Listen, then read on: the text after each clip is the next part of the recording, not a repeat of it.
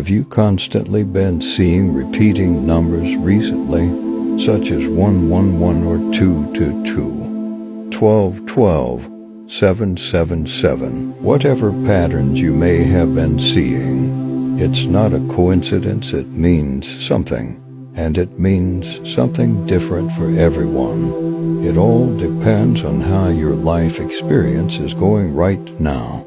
When these numbers appear, next time Google what they mean. You will find multiple definitions, but there will be one that really connects with your current life situation. This is one of the ways your spirit guides and angels can connect with you to give you signs.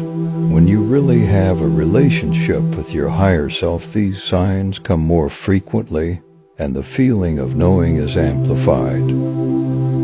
Don't take these signs as just a coincidence. There is no such thing.